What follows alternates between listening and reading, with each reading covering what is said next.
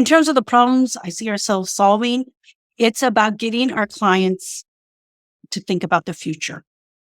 When you do your tax return, that's already last year. You are thinking about the past. If you want to move forward and you want to advance, you need to think about the future. So what's going to happen next year? What are your goals for the next 3 to 5 years? Welcome to B2B Synergy, the Power Partners USA podcast, your exclusive guide to discovering the potential of B2B partnerships.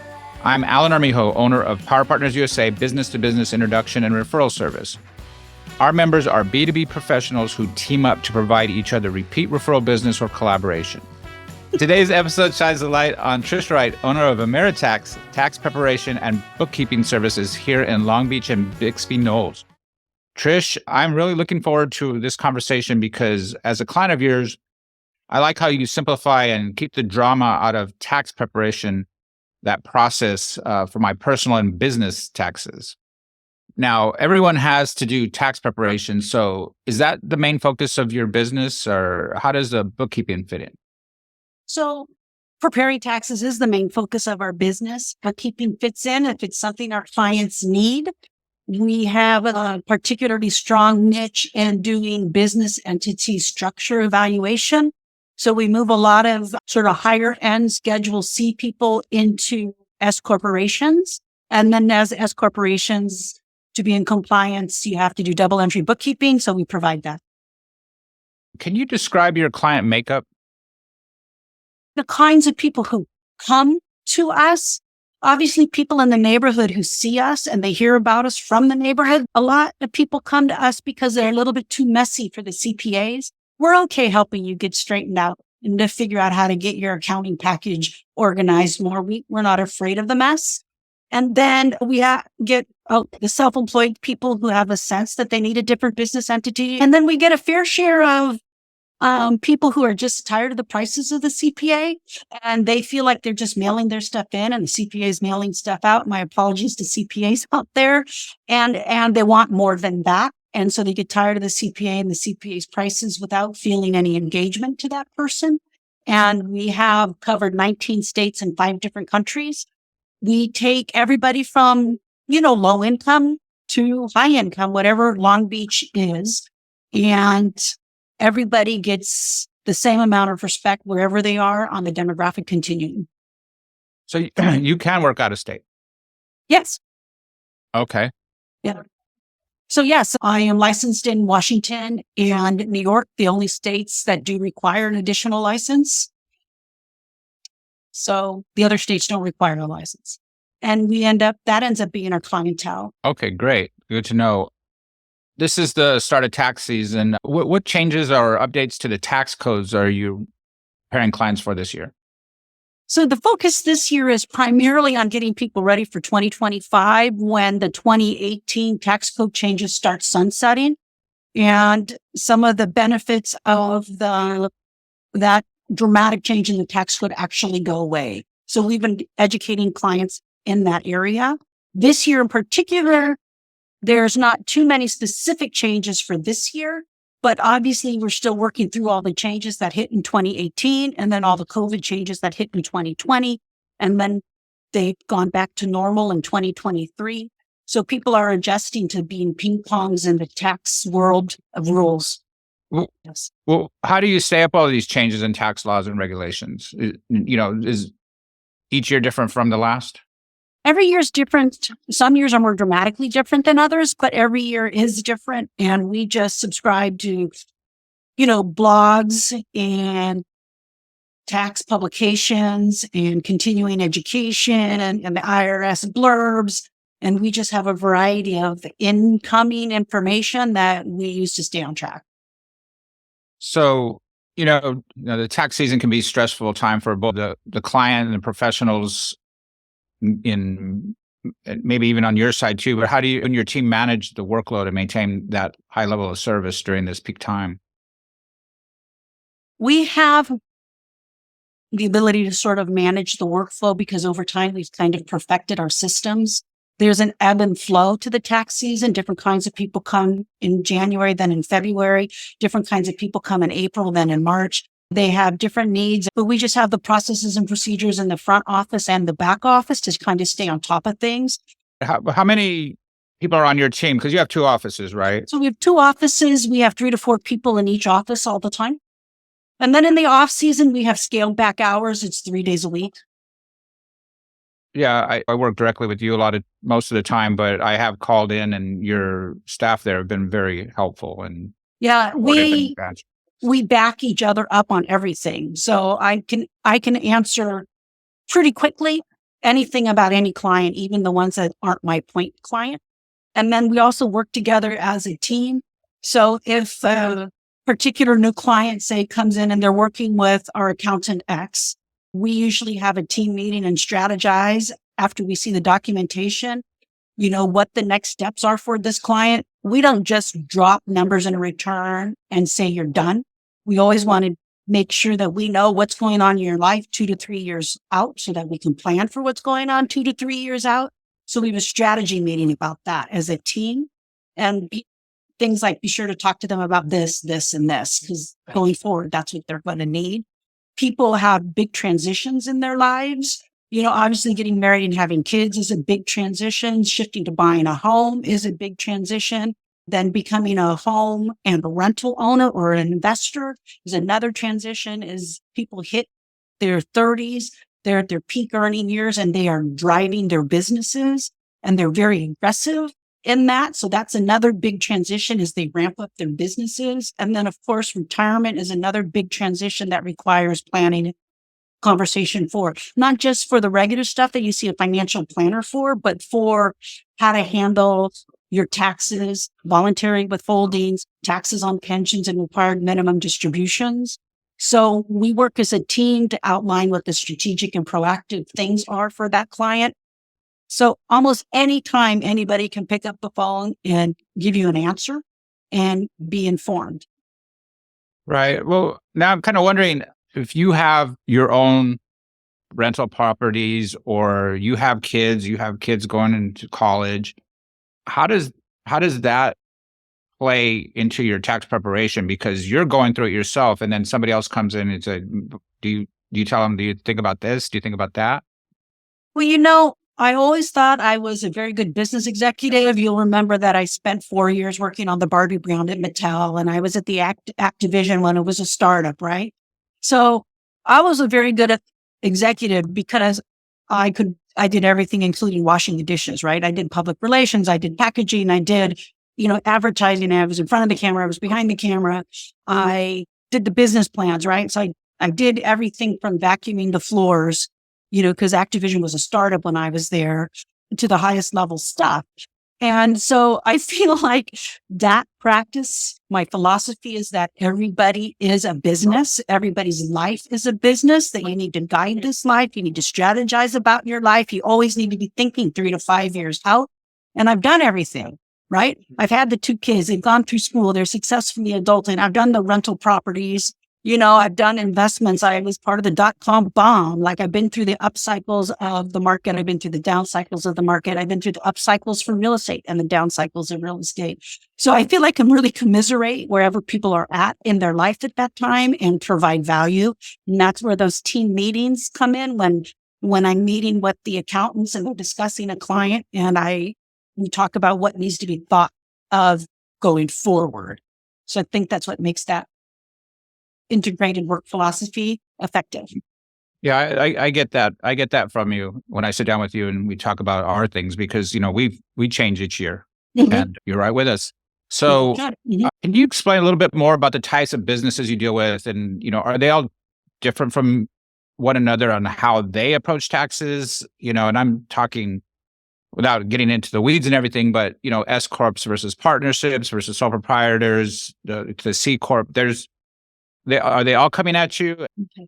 So let me be clear. I have a very specific niche in the Long Beach community where I serve Long Beach people the way an urgent care doctor serves their community. So that Long Beach is a densely packed area with a wide range of every socioeconomic indicator there is.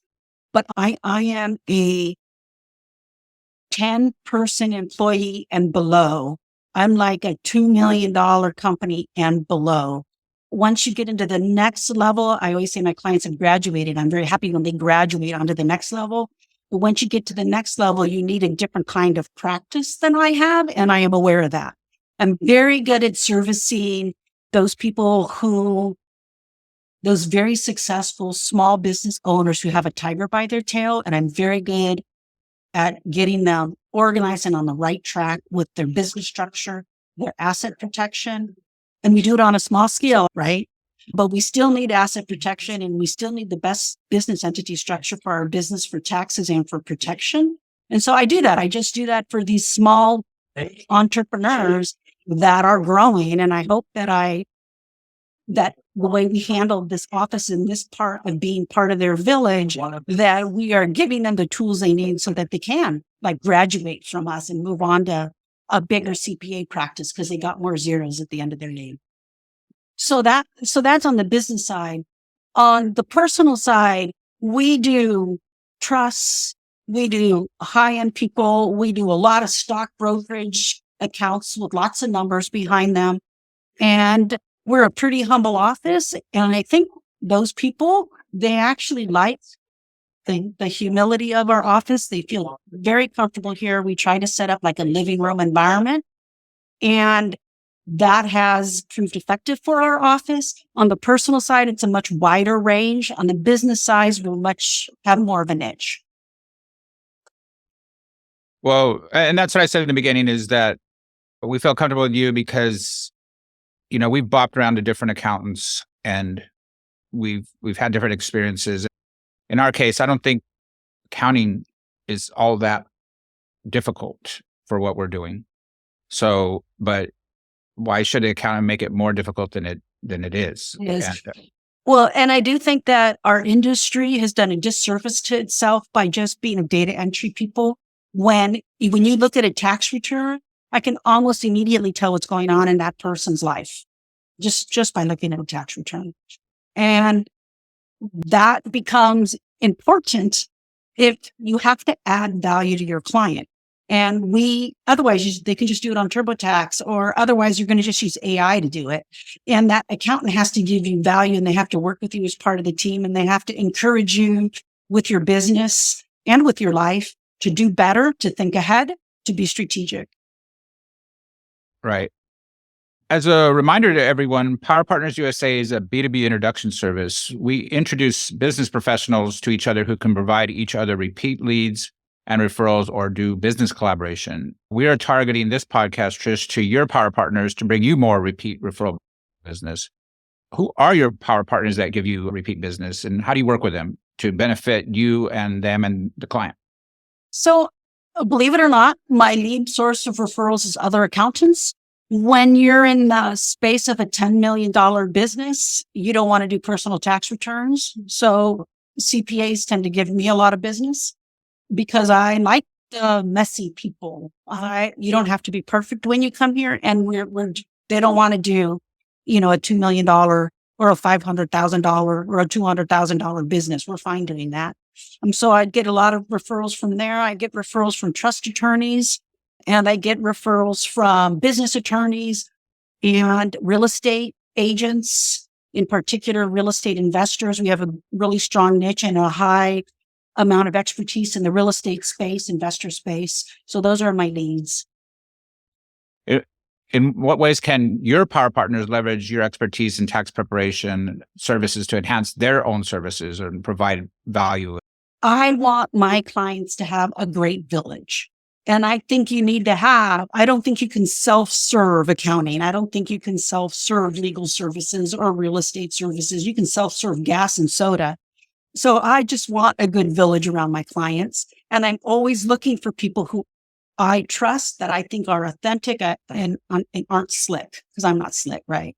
And that's what my clients gravitate to as a community-based practice. So I just want to make sure there's a good village. And so I look to Power Partners to find these people that I can refer out.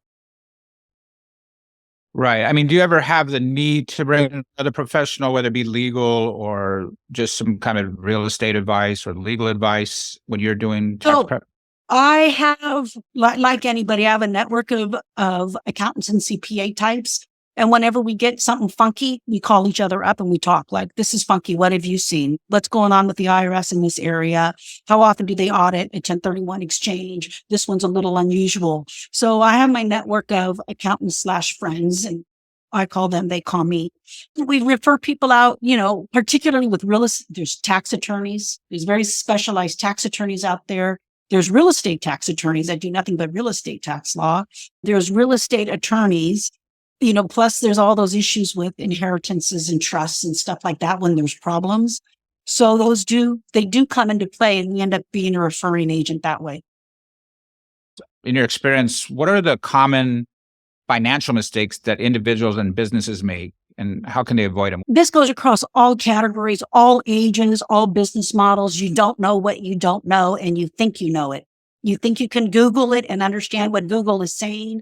Tax accounting has its own dictionary. Words mean very specific things in this field. And it often, the whole Dr. Google thing can get you down the wrong road. So that's what I would see the most. Friends don't let friends do their own taxes. But really, I had a young man who had one W-2 and he was doing his own taxes, and that seems to make sense. And I just asked him, does anyone else live in your house? And he goes, well, my parents do. And I'm like, well, who supports your parents? And he's like, well, I do. And I said, well, that makes you head of household. So we did we revised 3 years of taxes for him. It was $6,000, $7,000 a year, and he got $18,000. That was a very expensive mistake he was making because he was trying to save $100. Well, and that happens. I mean, that was just a really simple explanation, but people try to do their own sole proprietors on their own, and they don't even think like, I go, what about this? What about this? What about this? What about this? And they don't even realize all the things that are deductions. It's just not their world. It's not supposed to be their world. But I frequently have to tell people, I just paid for myself. That one question just paid for me. And sometimes I will say that just paid for myself for 100 years. Sure. There's certain things. I'm like, if you do it like with real estate, if you do it this way, you don't have to pay taxes. Or if you set up your loan, like the difference between a 15-year loan and a 30-year loan, that can save you thousands and thousands and thousands of dollars. So I got someone just by talking, because life is a business. It's not just taxes. It's a business. You get to talking. Right. Well, so like as a business owner myself, and this goes for personal taxes too, but what's your suggestion for people to keep their financial records organized and compliant, so when they come to you, it's straightforward as possible? I don't think the act of keeping your personal book should be that cumbersome. You need to have a folder. Anything that you do big in that year should put a notation in that folder. Obviously, that folder should be available at the end of the year so that you can drop in your W-2s and your 1099s and your real estate taxes and your mortgage statements. And if you're a small business, you just want to make sure you keep a running tab on a spreadsheet. Maybe you do it once a quarter, maybe you do it once a month of your expenses that you run through your credit card, your debit card.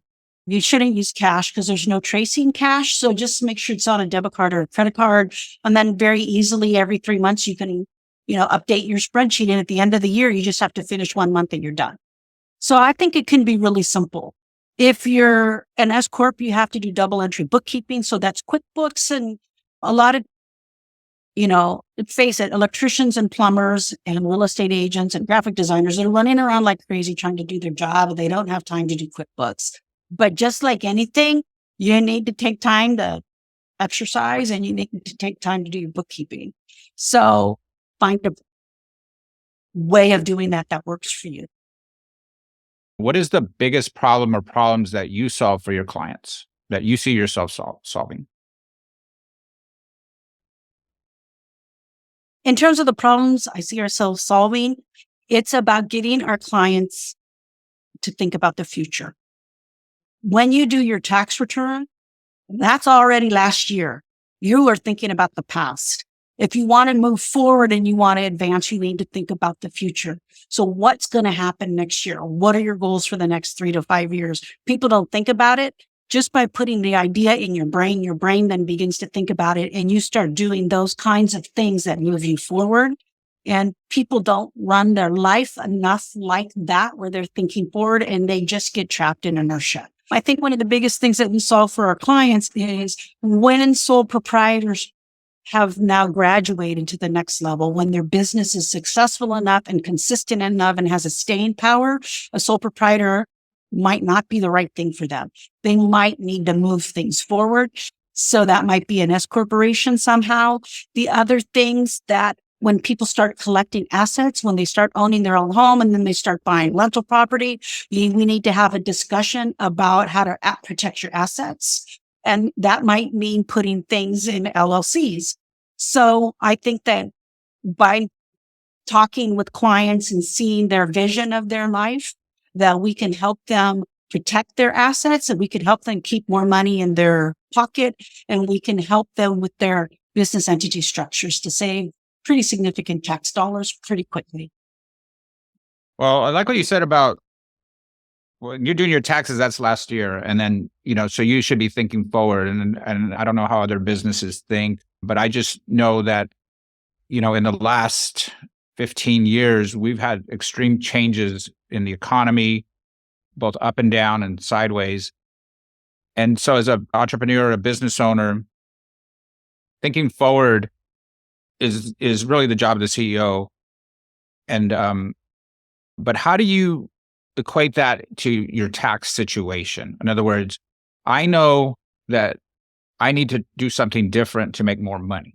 Okay. So that means that we have a new strategy. Like we got rid of one product or service and we're focusing on another. We're doing things different.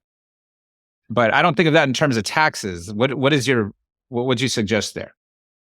So if you're doing something to move your business forward, you're doing something to grow your sales, and your sales affect your taxes. So I would ask you a variety of questions. I would get to know what your profit margins are. And we have to pay quarterly taxes, don't we, Alan? So then we have to forecast the quarterly taxes that you're going to have to pay to the Fed and to the state. And we're going to have to figure out how to pay taxes on the profits that pass through. We will have a conversation about whether you have a SEP plan and whether you should have one. If you don't have one, are you contributing to your Roth or your IRA? We'll have a conversation about whether the Roth is right for you, which doesn't have a tax impact, versus whether an IRA is right for you that does have a tax impact. But at the end of the day, everything gets taxed when you pull it out. We have we'll talk about sources of investments that have no tax consequences versus some that do. Does that answer your question? Yes, but when should this conversation take place? It's not when we're doing our taxes, or is it? So we aren't, a Series 6 financial planning company. We do have our license for annuities and life insurance. Our primary business, though, is taxes. And it's a conversation you should have all the time. So if you're hop, skipping, and jumping with your accountant, or you're not having any of these conversations with your accountant, you need to settle down and find a team. And then that person over time is going to be doing their job and constantly adjusting your focus and constantly adjusting your W-4 forms or your quarterly taxes.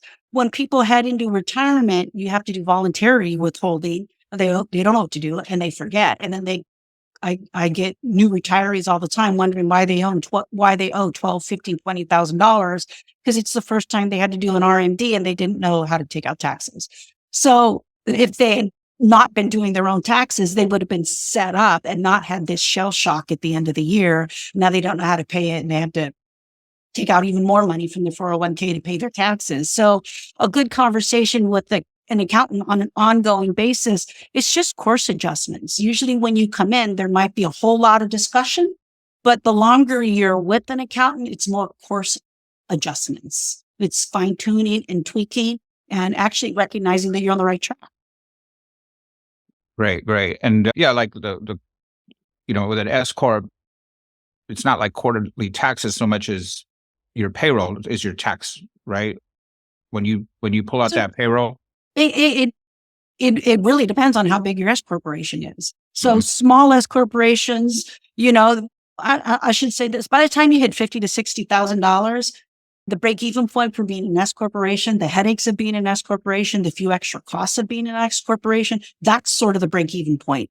Anything over like 50 or 60, then you start saving serious tax dollars, right? So we have small S corporations like that, but we have big S corporations like that. And each one requires a different amount of how are you handling payroll? And at the end of the day, you're going to have a lot of profit left over still. So you still have to do quarterly taxes because there's no withholdings on those profits. Right, right. So having that direct connection with your accountant is very important. I see that. I don't like surprises. I don't like drama. I tell clients, this is the tax code. These are the gray areas. If you push the boundaries, you can push the boundaries and we can have a conversation about that. But just recognize when the harder you push those boundaries, the more likely you are to have drama. And you have to decide how important that is to you. Right, right. Well, I have to say, you guys have always been very helpful in amended tax returns and things that have come up or things that we've missed. I'm sure that's common. That's got to be a common thing and maybe frustrating for you, but you guys have handled it. We are a community-based tax practice. Our clients aren't as neat and tidy and complete as your CPA office, Suite 200. And that's just our business model. Our goal is, you can come in here a little messy and we'll work with you every year to get you a little better, a little more efficient, a little more on top of your game. And we do offer at no cost. If you get a letter, we handle that letter, and boy, the IRS and the Franchise Tax Board have been sending out letters that make absolutely no sense, like no tomorrow this year and last year. And we just handle those letters at no cost.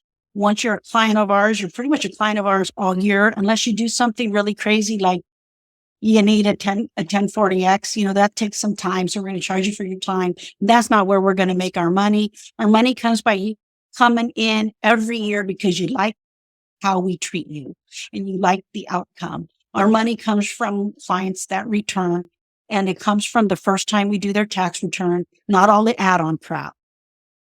Okay. You mentioned the guy who was head of household. You saw that as like, he was doing that to save $100, but isn't that a success story for him? Because maybe next year he's saving because you told him. Did you have any other examples of success stories?